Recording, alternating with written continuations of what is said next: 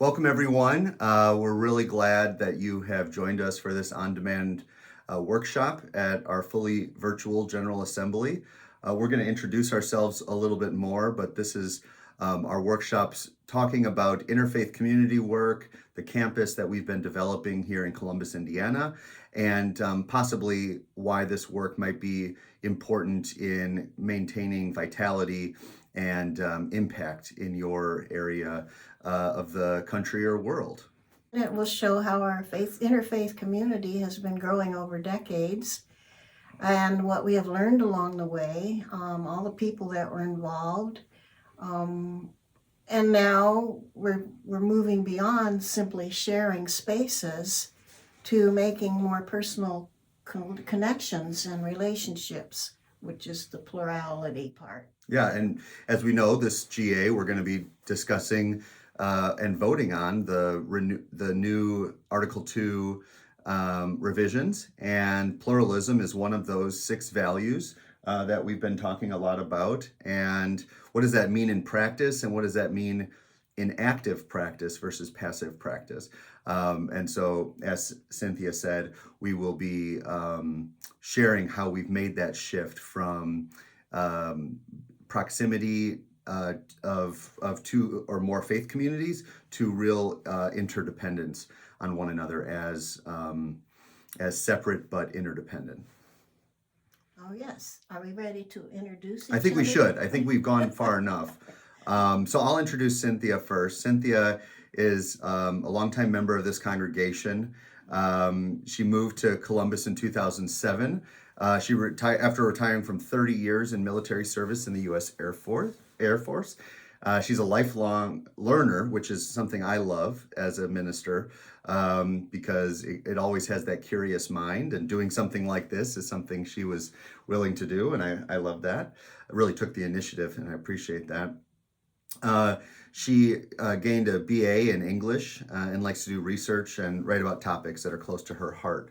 Part of that learning is the willingness to take on new roles. She's a 3rd year on the Sunday services team as a worship associate. She's also the vice president of the board, so we'll be becoming the president in just 6 months. Very exciting about that. And is very more and more involved in our interfaith work here on the campus. How's that? Yes, great. Good. Well, Reverend Nic Cable, him, That's right. who became our settled minister in 2017, has been immersed in Unitarian Universalism all his life.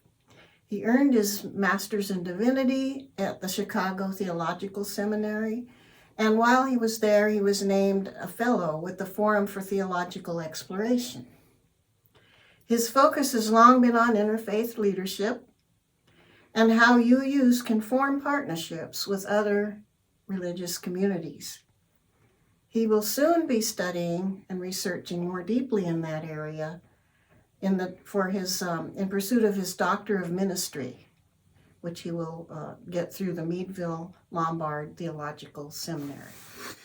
Yeah, I'm very excited, and as we'll probably uncover during this hour or so we have together, is that we're at kind of uncharted territories of what pluralism looks like for Unitarian Universalism beyond the perhaps soon-to-be previous source of valuing of the world's religions, towards something that is much more practical and courageous in our increasingly divided world. So I'm really looking forward to this as a springboard into my studies this fall, and hopefully mutually beneficial to our community here, the interfaith community, and hopefully for other UU congregations who are trying to do this work.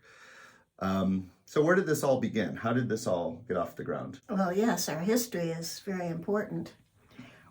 We started in May of 1967 when we applied for the second time to become a Unitarian Universalist Fellowship here in Columbus, Indiana. About 20 members signed on, and they initially mostly held social events, invited speakers, met in each other's homes. By September of that year, though, they were invited to meet in the basement of the North Christian Church, which is an architectural landmark in our community. It was built in 1964. Just 2 years later, they were ready to move and buy their own building, which turned out to be too large, too old, and had too many physical problems. So they weren't there very long. In 1978, they bought an even older and smaller church and rolled up their sleeves and made it work. That's right. Yeah. And like many of the congregations, maybe perhaps your congregation where you live, if it's a younger congregation, that is a congregation that's founded in the 40s, 50s, 60s or so, there is that early few decades of discernment around where is our home, how big is our home, finding that Goldilocks fit. And the congregation also was aware of its size and its need to interact with and receive support from other faith communities like North Christian and like other space sharing opportunities. If you're looking at Columbus, Indiana on a map, or pausing it right now, Columbus, Indiana is like about 45 minutes south of Indianapolis, straight south. And so it's really at the cross section of the heartland and either the upper south or the southeast Midwest. Yes. Yeah. So, the environment in the 1960s and 70s that this congregation emerged was pretty unique in Midwest, mid-size towns. Do you want to Yes, share a little bit about we that? we had a liberal social environment, thanks mainly to an entrepreneur, industrialist, a big thinker named J. Irwin Miller. He was a patron of modern architecture and art. He chaired the National Council of Churches Commission on Religion and Race, which coordinated and organized religion support for strong civil rights legislation. And that organization also jointly sponsored the March on Washington in the 60s. Later, he pushed President Kennedy and Lyndon Johnson to push for legislation that became the Civil Rights Act.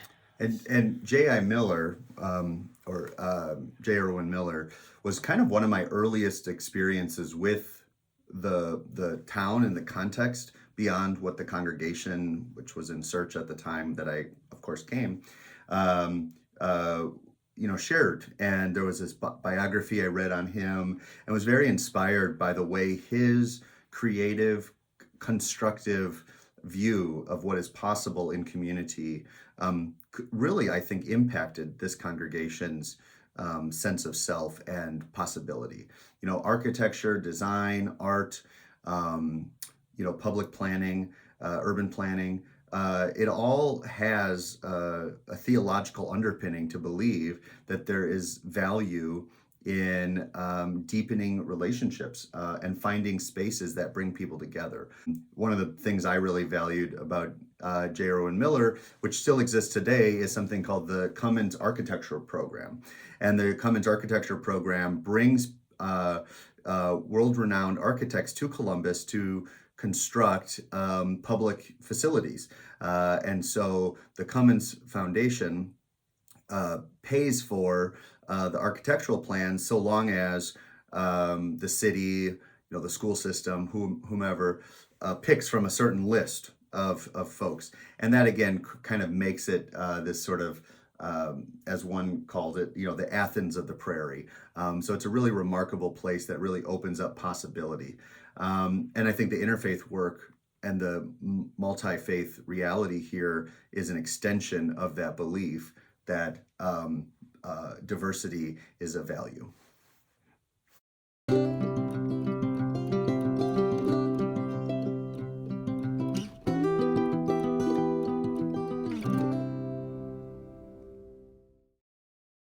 I have a quote here from a history written by and about the Jewish congregation of Columbus, Indiana. Quote, Jewish communities had been in and out of Columbus several times over many decades, starting in 1866 with a synagogue for 34 families, slowly shrinking to 5 families with no regular place to meet. In 1969, they formally organized a new Columbus Hebrew congregation and engaged a student rabbi from Cincinnati to officiate at Friday evening services and teach the children on Saturday mornings. Shortly after this, in May 1971, the president of the Unitarian Universalist Fellowship offered their facilities to the congregation to use for services, religious school, and social gatherings. The offer was gratefully accepted. And that quote, I think, just shares how much this interfaith enterprise really was about supporting each other's thriving as institutions, communities. The goal of interfaith, as we'll continue to talk about, is not about reducing to the common denominator, but to lift up and make vital each of our partner organizations. So in that instance, in just our second year, we saw a partner looking for space, recognizing 2 years earlier we were looking for space with North Christian, and passing that forward as a sense of wherever 2 or more are gathered, space should be available for them to worship freely, in their own way.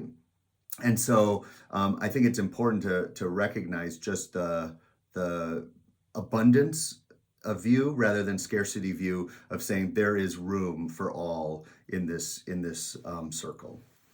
And so that kind of really kicked us off into a beginning of a relationship, 69, so that's over 50 years ago. And is the Jewish community still meeting with us? Oh, certainly, yes. We continued to share space with them wherever we were, and we did some moving then. And even if their own size of their own congregation fluctuated, they still wanted to be with us. They also, just this last night, the day of our recording, last night held their Pesach, or their Passover meal here at UUCCI. And I know that many families came together sort of in some of these higher holy days, like with Rosh Hashanah or Yom Kippur. Families come together, especially to honor these traditions that have been passed down for millennia. So just this last night, folks were hanging out, doing the important work. And I want to share that they didn't just, they weren't just here with us, they actually helped. Yes. They helped with each of our transitions. For instance, when we moved to the 8th Street Church in 1979, they purchased what we needed for the kitchen. And then another sign of that, in 1983, presented us with 2 tapestry wall hangings designed by Bill Hines. Yes. He's a professor emeritus at the Art Institute of Chicago. The hangings represent the faiths of both congregations, using symbols of both faiths. It's a beautiful picture. We'll, I'm sure, put aside so that you can see the pictures. They hang in our sanctuary and are wonderful depictions of not only the beauty of the relationship, but the beauty of this part of the country.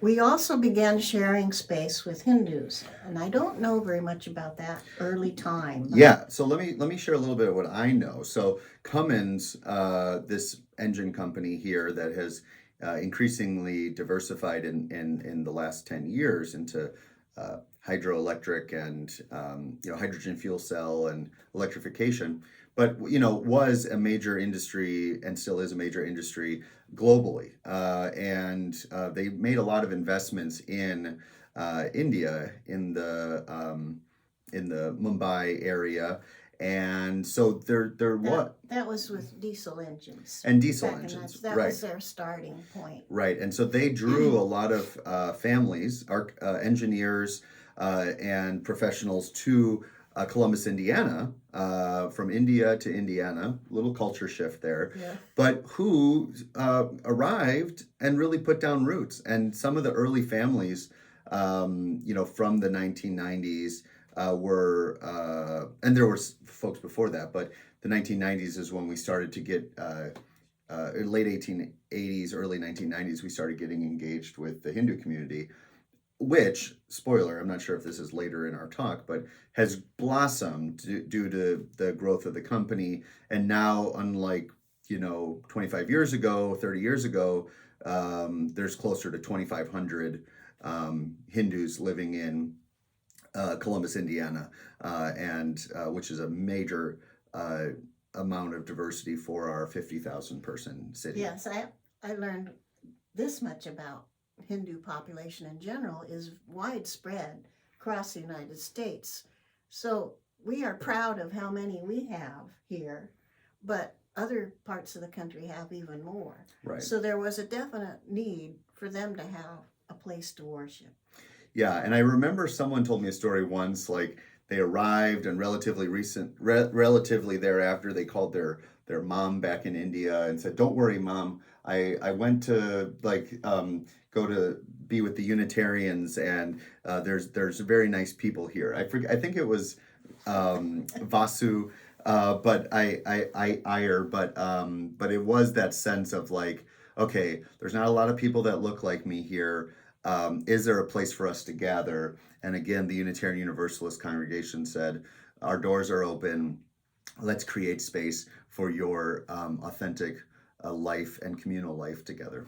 Yes, in fact, I remember even after we moved here, we were cautioned. We would have our Sunday service, then we'd go out into the fellowship hall, and we were cautioned to keep our voices down because now it was the Hindus' turn to go in and use the sanctuary.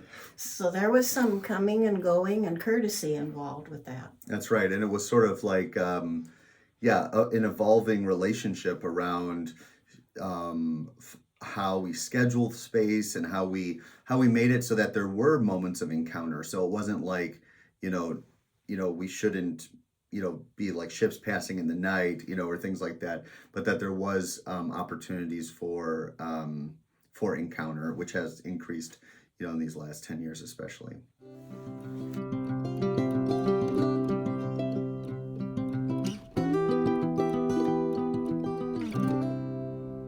Early on, we knew we were outgrowing the building, and we started long-range planning. I have a quote from a newsletter printed in 1990 by the fellowship. So it says we began discussing options with people active in downtown land use decisions. This is an excerpt from our newsletter. Quote, "We shared with them our history, our use, and others' use of the building, our present situation in which we are outgrowing our facilities, and our expectations and plans for additional growth." Well, then you might ask, how did they respond to that, these people in Columbus? And we discovered that we were valued for this thing that we were doing. So from the same newsletter, the planners and others said it is very important to them for the fellowship to remain downtown. In addition to attracting new functions and activity downtown, it is especially important to retain current activity. The preservation of our historic church building in appropriate use is another key interest. Well, we didn't end up going that road, but that was part of the response.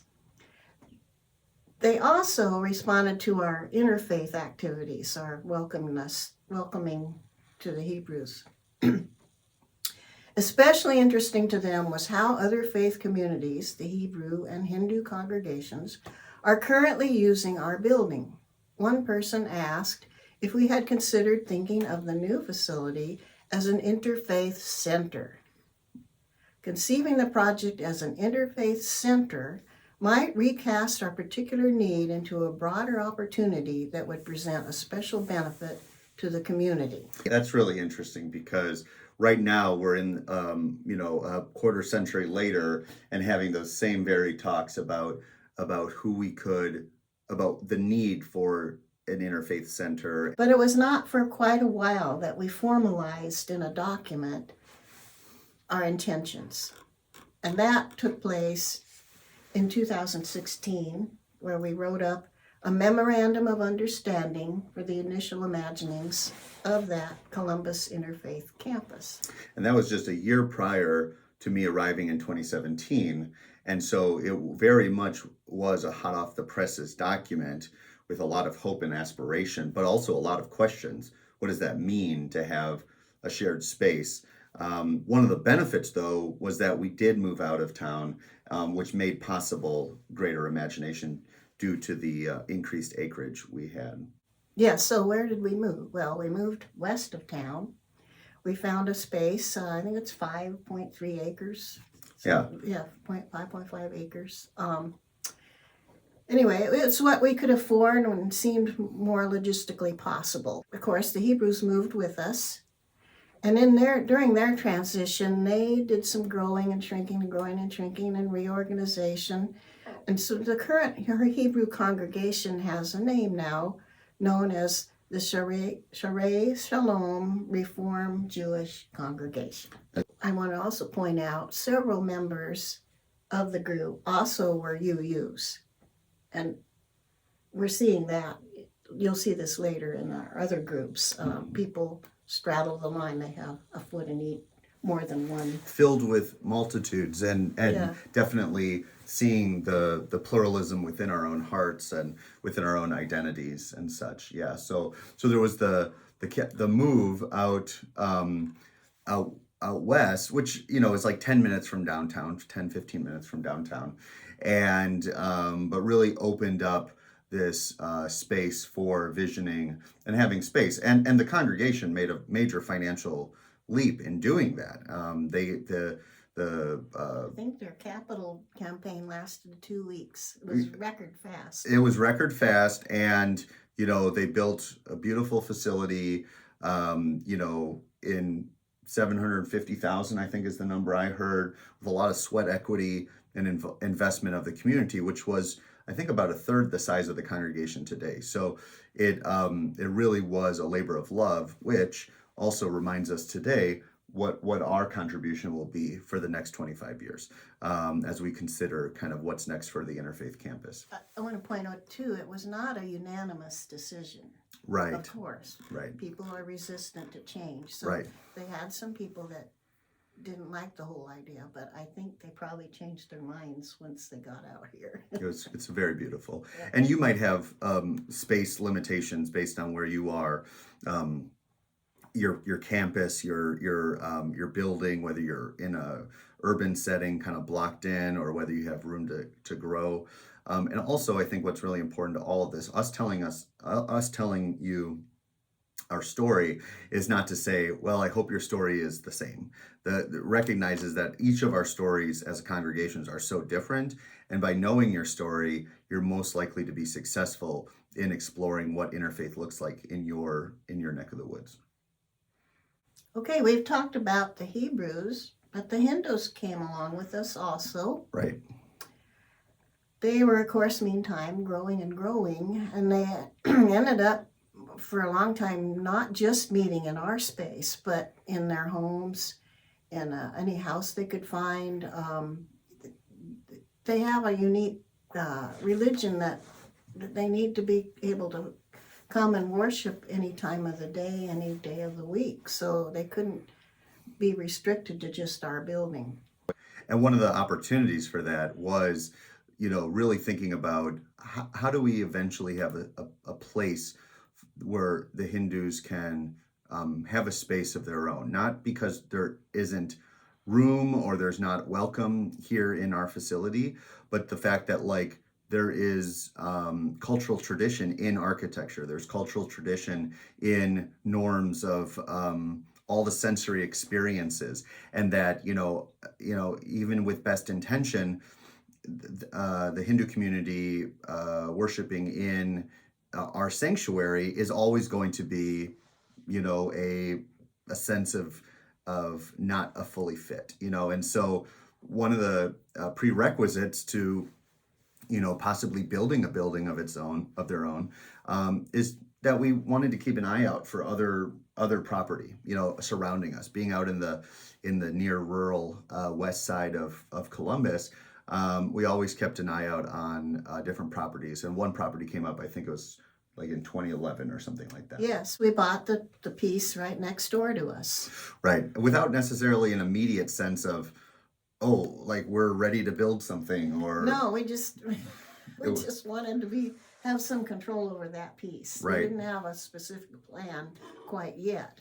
Yeah. Although of course, obviously, we ended up selling it to the Hindus. Right. So that was another piece, is sometimes if you can financially leverage your resources to support a partner down the road, that can really, again, pay back tenfold, 100-fold.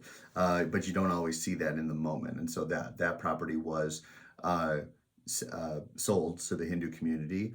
But then it laid pretty vacant. There was a building at the end of by the street, like a house, that was turned into a makeshift temple. There was a large living room that became sort of where an altar was created for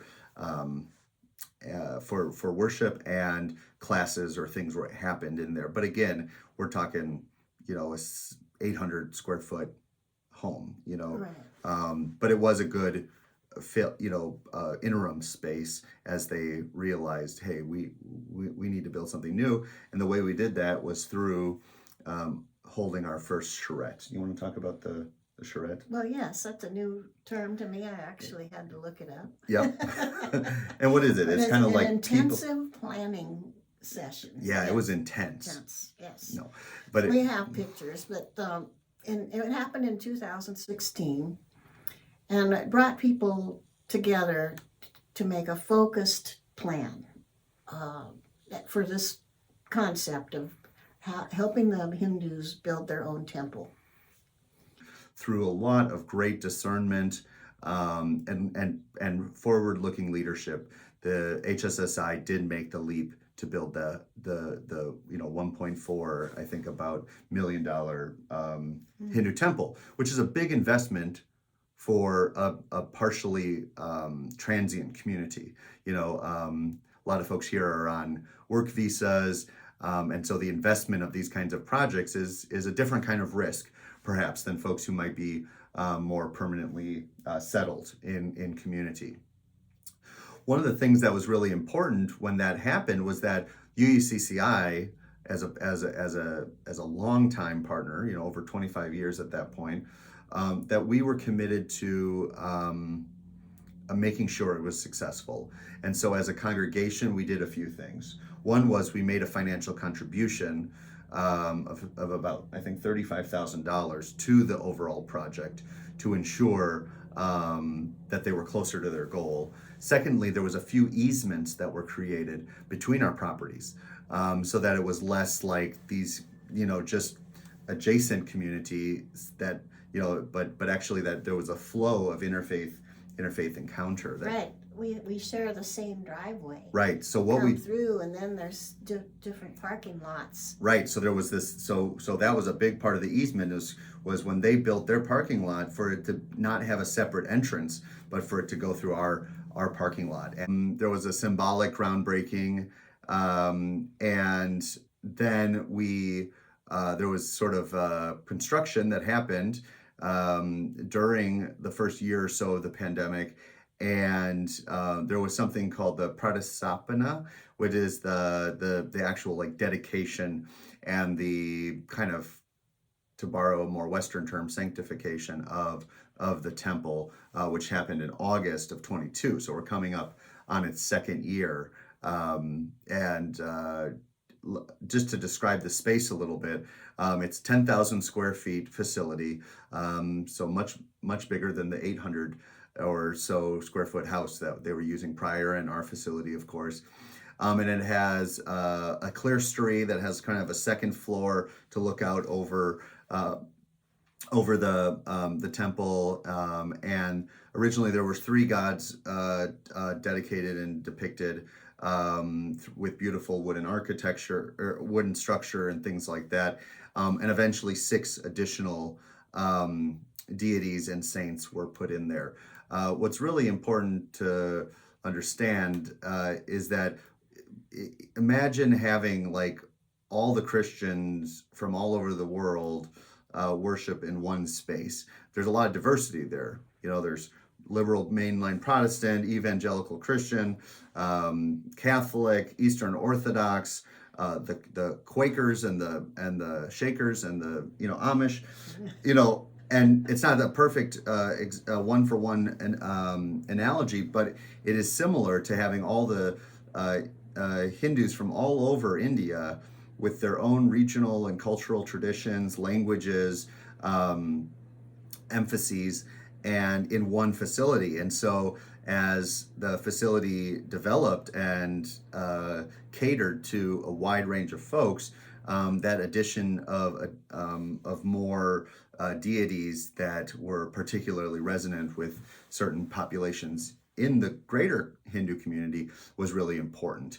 And one of the things, I'm not sure if this is later, but is that now there are 2 priests who live in the house, by the street, who are from India, and they are from different parts of India and therefore have different languages that they know, common languages together as well, and of course Sanskrit they both know, and they offer ritual and blessings for different times of the year, different circumstances that a family might be going through. But again, because they're from different parts, there's also ways that they can serve more of the community than if it was just someone from Maharashtra or for Chennai area or something like that.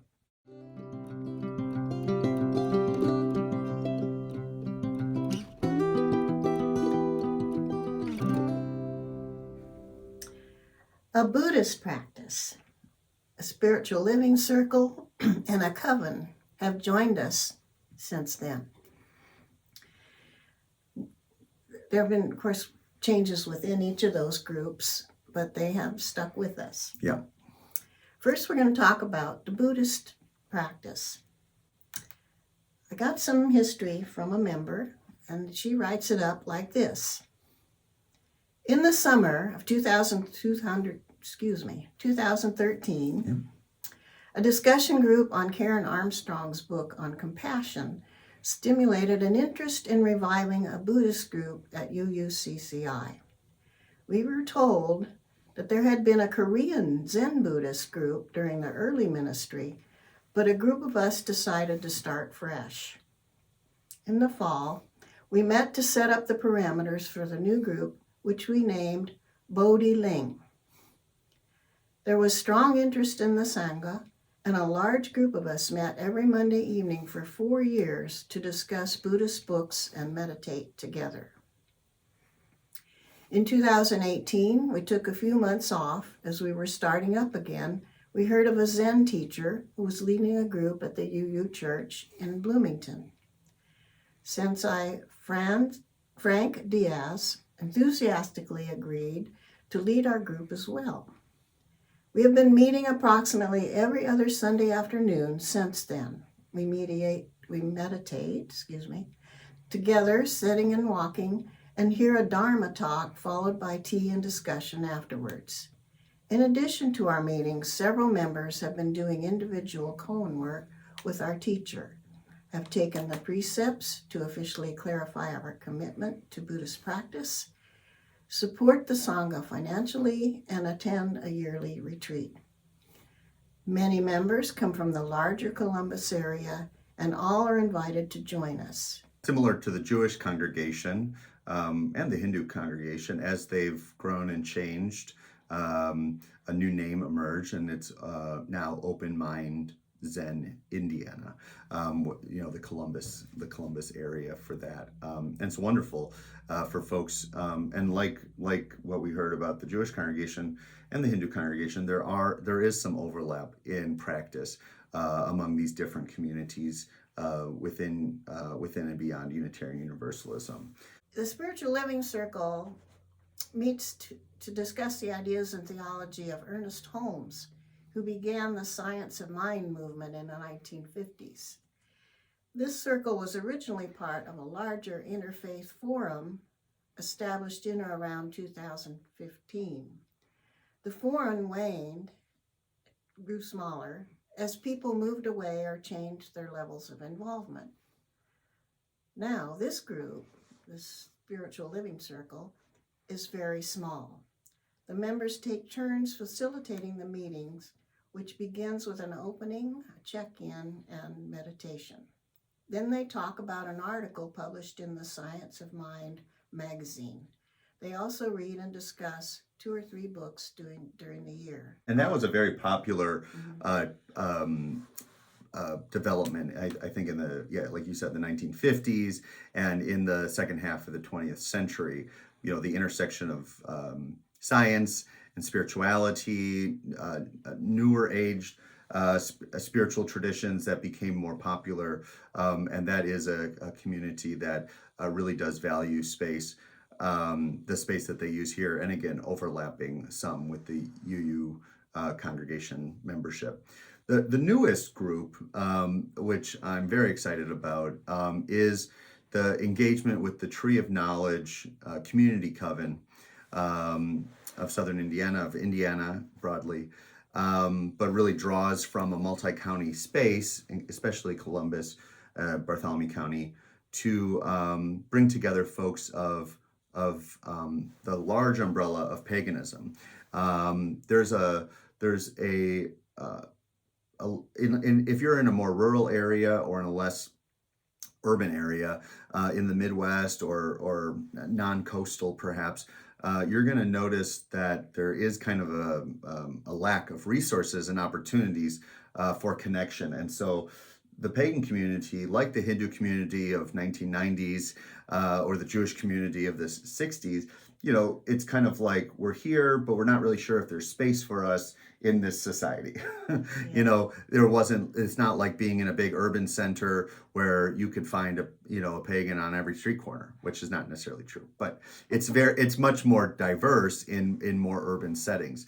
But what's beautiful is that this community coven, which was founded, I think in 2020, so very young as well, really began to find a home within at UUCCI and on the Interfaith Campus, which is really important because there is a beautiful acreage out here. The engagement with nature is essential, and whether it's the solar holidays or solstice or the equinox, all those kinds of high holidays, this became a really important space for them as well. And they've also had different programs over the years. Right, and they of course welcome everyone. They're not keeping to themselves, and they'll have events that they celebrate on our campus, and members of the regular UU congregation participate. They're especially family oriented. They have a lot of fun for kids, and they even have a healing circle. Yeah. Where all members of the community can seek support for their mental health needs with a guidance from a trained facilitator. Yeah, and part of that also, I think I've noticed, is folks who are unpacking their religious past. And really, because I think a big part of one's spiritual journey is understanding kind of the chapters that have led you to where you are, and not condoning the experiences of the past, but trying to put them in context of where you have come, where you got to from here. And so those who maybe are pagan today might not be a second, third generation pagan, but maybe came into paganism, similar to how Unitarian Universalists are a lot of folks who were not raised Unitarian Universalists, but explored that more. And so we're continuing to look for opportunities to collaborate with the Tree of Knowledge Community Coven. Very good. We mentioned earlier an interfaith forum, and that we might want to talk a little about that. Yes. They invited people of different faiths to enjoy music and dancing and various food events over several years. The best and most ambitious event was the Interfaith Winter Gathering held in February 2016, Right. the year before Nic arrived. Speakers from 6 different faiths described their beliefs. The names are not on the tip of my tongue right now, but they were not necessarily the ones we've already mentioned. Let's talk some more about the Buddhists. Yeah, I think so. Okay, because they also helped us promote interfaith awareness. Yeah. In September 2014, the Bodhi Ling hosted a group of traveling Tibetan monks and escorted them on a tour of Columbus. Yeah. During the week of their visit, they painstakingly created a sand mandala in our fellowship hall. I remember that. And it was amazing. Anyway, afterwards, we learned a lesson about the impermanence of things when they conducted a disposal ceremony. They swept up the sand into a jar and took it to a nearby lake and poured it in the water. How did that feel? That had to be a real mental adjustment for a lot of us, because we watched them building that thing, and it was almost traumatic to see them destroy it. Yeah. So we had to learn about Impermanence. the Buddhist impermanence. Yes. Yeah. I remember hearing about both that event in 2014 and then in 2016 with the winter interfaith winter gathering, of just how galvanizing that was for so many people. You know, like with a lot of interfaith work, you know, people aren't just born interested in interfaith. They have to have encounter and experience, and those transforming moments, you know, are things that as leaders of our respective congregations, we can provide people an on-ramp to those. We've also done a lot of work with children and collaborating with some partners around OWL. Right. With First Presbyterian, we sponsor the Our Whole Lives program, which I know UUs are very familiar with. Right, and it's and so we, partnering with one of the more liberal congregations here in town, allowed us to try and further a message of holistic sexuality, education, relationships, things like that for 7th, 8th, and 9th graders. So another program that I think really has reengaged out of the pandemic after we had a bit of a hiatus is our peace camp for children. However, it does date much earlier, to about 2008, right? Yes, before we hadn't fully talked about interfaith. Right, it was much just like a UU peace camp as sort of an alternative to VBS or Vacation Bible School, which is very prevalent throughout Columbus area. And we could have had children from other faiths, we just weren't aware of it. It wasn't the thing to focus on. And it was open to the community. Yes, that's right. yes. So they do come from different cultures and backgrounds. And the focus is on peace, of course, in 4 different levels: inner peace, peace with each other, carrying peace into the community, and peace toward the earth.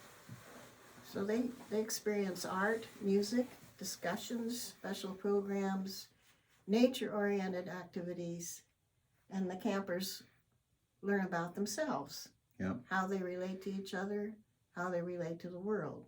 People are, in much more diverse settings day to day than older folks, unless they're potentially still in the workforce, possibly at one of the international companies that are here, or at the higher education facilities here. The school system is, I think I read when I arrived, there was something like 54 different languages spoken in the homes of students in the school system. So, they're already immersed in more diversity. So they are really more primed to be the peacemakers and bridge builders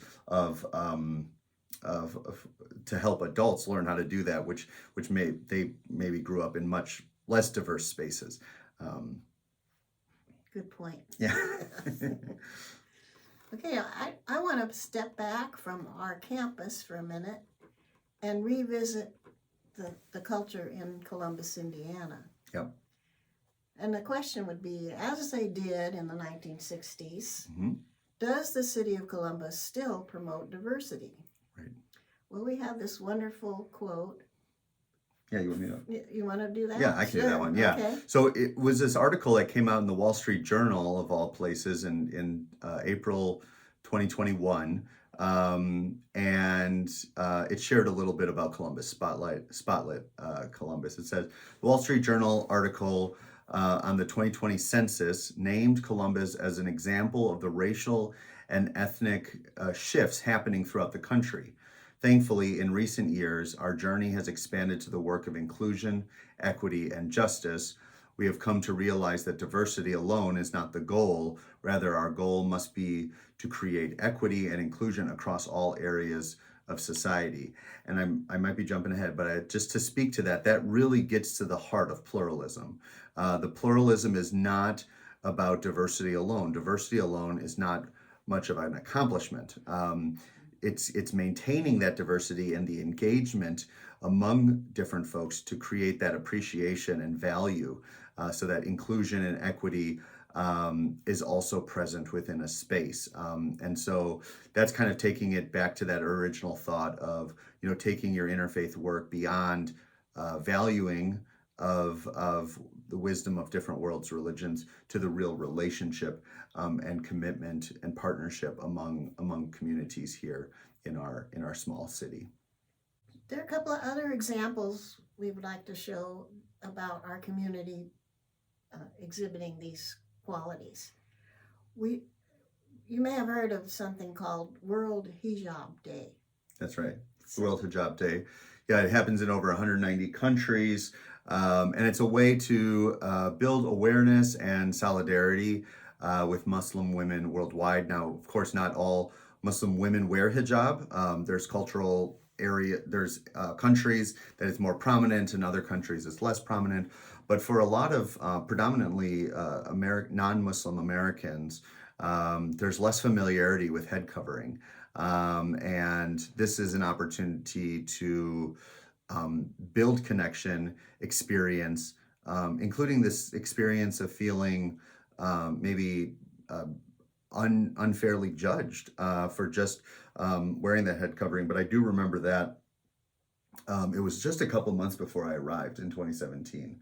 There was a March, right. big event downtown. Mm-hmm. Yeah, a local bookstore. Yeah, was the venue, and people from all over the city came. We also have an annual event, kind of a taste of Columbus cultural and food event and arts and performance. It's called Ethnic Expo. It's been around for almost 40 years now. I think this actually might be our 40th year, and it often brings in 30,000, 35,000 people in a given from the wider community. It's a wonderful event in the fall, and similarly, I think at least in my 7 years here, I've noticed a deepening of engagement beyond. Ethnic Expo is the one time a year that we do intercultural work, intercultural community building or interfaith community building, and instead see that as a springboard into the relationships that are nurtured year over year and throughout the years. Right. I've noticed, they have a bazillion food booths at this event. You can sample food from every country. And I've noticed myself around Columbus, there are more and more restaurants featuring Indian food or Mexican food or Yeah. I think it was an outgrowth when people saw how much pleasure there was in sampling that different food. Yep. Then the people that cooked it decided they could open a restaurant. Right, and grocery stores. There's a couple Indian grocery stores, a Chinese grocery store, several Mexican supermarkets, and again, noticing where there is development in your community, no matter the size of your city, that is affirming and uplifting alternative cultures than perhaps yours if you're coming from a dominant cultural worldview. those are the things to celebrate and invest in, and to really patron and encourage others. So, if you're having an event at church, finding a caterer that is engaged in making pastries from a different part of the world, and that creates those kinds of immersive experiences that again do not create a singular dominant priority culinary in this sense value.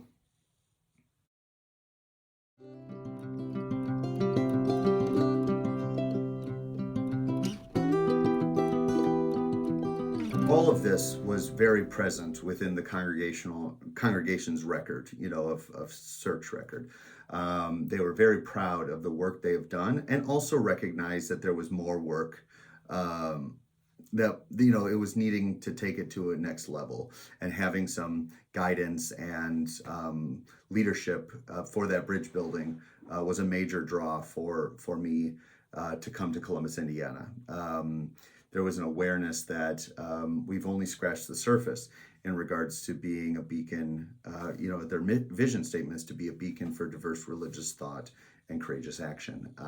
So what does that look like in practice, and how do we take it to the next level?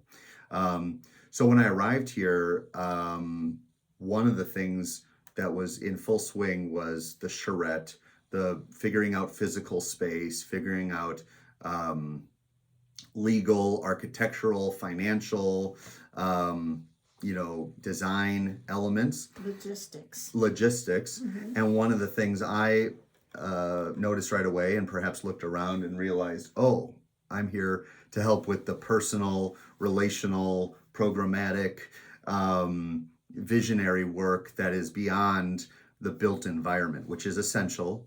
The built environment is essential, that can create space or not make space available for interfaith encounter.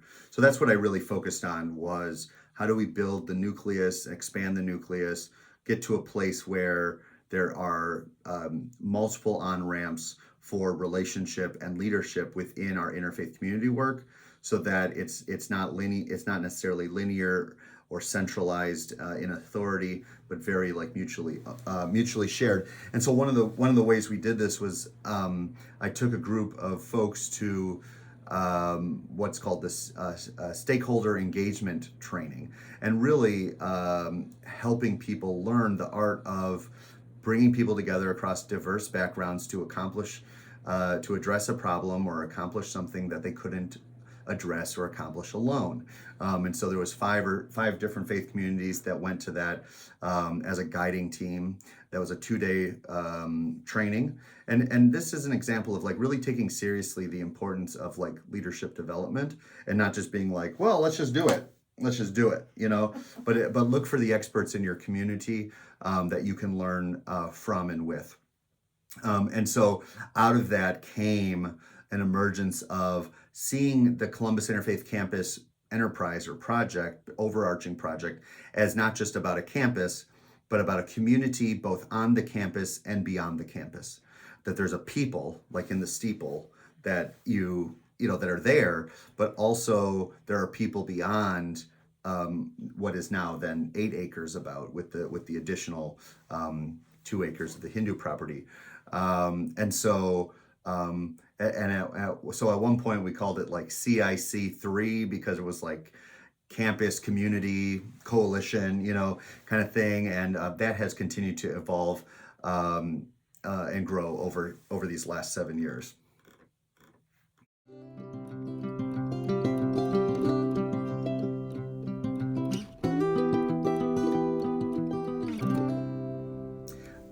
Additionally, I think it's really important to figure out the scale and the pace of all of this. Some people ask how's the interfaith work going, or when will this thing happen or that thing happen. And one of the mentors here, and you maybe have heard this phrase before, is that progress moves at the speed of trust, not the speed of light, the speed of trust.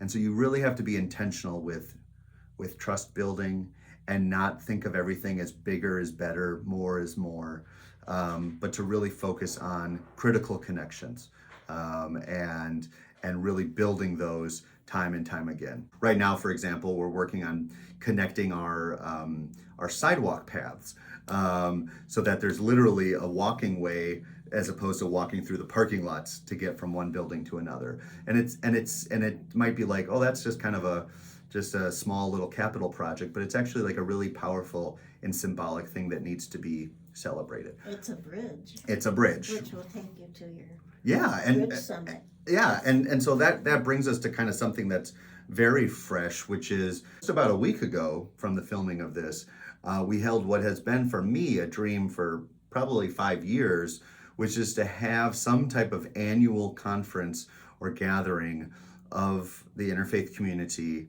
to do the work of bridge building. And so, delayed, of course, due to the pandemic, we finally held our inaugural Bridge Builders Summit here in Columbus, Indiana. And there was about 50 adults there at the Friday evening and Saturday event that brought in keynote speakers and had workshops and shared meals together, all under the umbrella of becoming bridge builders and becoming leaders and continue our leadership work and vision across the into the new challenges that inevitably grow. You were there. Yes. Considering all the history we've shared, what was that experience like for you? I think it was a good first summit. The speakers that we brought in were Muslim. Mm-hmm. One was converted Muslim, a veteran who came back from Afghanistan suffering PTSD and drinking, and had actually violent thoughts of bombing the Islamic Center of Muncie. Yes, in Muncie. This all took place in Muncie. And this is a couple hours from where we live. Yes, and but when he went to reconnoiter, to scope out the property, and he went up to the door of this center, they opened it and welcomed him in so warmly and lovingly and fed him food and made him think again, oh, do I really want to do this? And he went back and back and back and finally actually converted. And came clean as well to what his plot was. And this whole documentary was captured in a documentary that was Oscar nominated for Best Documentary Short, and is available online. You can watch it, Stranger at the Gate. And so he was there, one of the lead Muslim leaders. Bibi Barami was there, who has been a leader of interfaith work and Afghan support for women and children for 40 years in that area. And it really was a reflection, mirror and window for us as a community here to see our work and to see what is possible once we start thinking about our context. Because it's not just transferable. You have to work within your context. Right. And it has to be a lifelong journey of interfaith leadership, being peacemakers, being bridge builders. And so that conference really is kind of the heels of, and it was just a remarkable start, which is already kind of in the works of thinking about what's next year. What is the second annual Bridge Builders Summit, and who can we bring in, and how can we shape it so that it builds, and also how it deepens, and how we can deepen those relationships over the course of this next year, so our eggs are not all in the basket of the conference or the summit. One of the things we talked about was maybe having a citywide interfaith small group dinner program that really brings folks into our homes or into shared spaces for meals as one of the ways to build bridges. As we know, nourishment and hospitality and food can be one of the easiest ways to break down walls and build up bridges. So there's one other coming up in right. May. Yes. Yep. So if you're coming over to Columbus in a week from a week from Thursday, so it'll be May 2nd, we're having our first ever Interfaith Day of Prayer. For those who are familiar with the National Day of Prayer, it has often been more exclusionary, Christian-based, and often conservative Christian-based. And so a local Mormon couple really longed to have a space where they could participate, and they were turned down from that invitation, or they weren't invited. And so they turned to the interfaith community as perhaps we should create something else. And so we have a evening planned. We're I think there's like 7 or 8 different congregations, including most of the non-Christian communities here in town, to do an Interfaith Day of Prayer and to celebrate kind of our shared work of bridge building. And so again, that's been picking up some real interest, because that's not common, definitely in Columbus, but it's not really common anywhere. There's interfaith events, interfaith prayer events, but to actually be on the day of when nationally there's more of a ecumenical or evangelical event to offer a different vision of pluralism and shared concern for the well-being of our communities.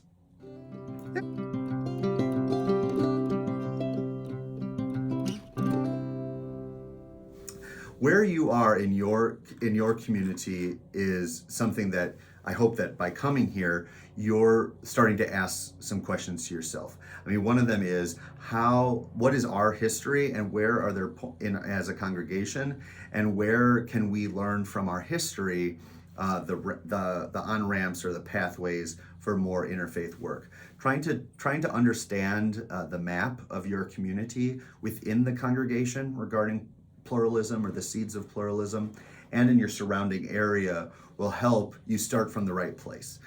Trying to just kind of kick off with a one big splash Bridge Builders Summit might be really successful, but might not be really sustainable or necessarily in alignment with your principles of relationship and covenant with yourselves as a community and beyond. You have to move at the speed of trust, and part of that is to focus on those critical connections versus critical mass. I'd also say that recognize that relationships don't have to be one size fits all. You can meet people where you are around the common shared concerns or commitments you have in community. So if there's a faith community that is really involved in housing insecurity or food insecurity, and that's something that you all share, start from that place, as opposed to just kind of feeling like, let's create an interfaith campus. I think the interfaith campus, and when there is space sharing, does foster a different experience of pluralism as a microcosm, a fractal of what is possible in the larger vision. But that's not the end goal, right? The end goal is a pluralistic society where peace, justice, equity is centered and upheld. That's a good point, yes. Our way is not the only way, and it took years, many years, slow steps. It's not an overnight thing, but we hope this is helpful anyway. Yeah, we got a lawnmower coming. Maybe this is the end of the recording. I don't see it. No, it's all right. No, it is. Yeah, and we hope that you will reach out to us. I'm not sure if there is contact information that'll be left. Okay, good. So we will make sure that you find a way that you can reach out, because we want to be a resource to your congregations who are exploring what interfaith leadership, community development looks like as Unitarian Universalism continues to transform in the 21st century. Finding what is that defining reality of our age today. And I believe, and I think our congregation continues to believe, that it is through the work of building pluralistic society, through the work of courageous action, that we can and are making a way through these hard times. So Anything else you want to say? Sounds good. We're grateful again that you took some time with us today, and let's stay in touch, and blessings to you on your interfaith journeys until we meet again.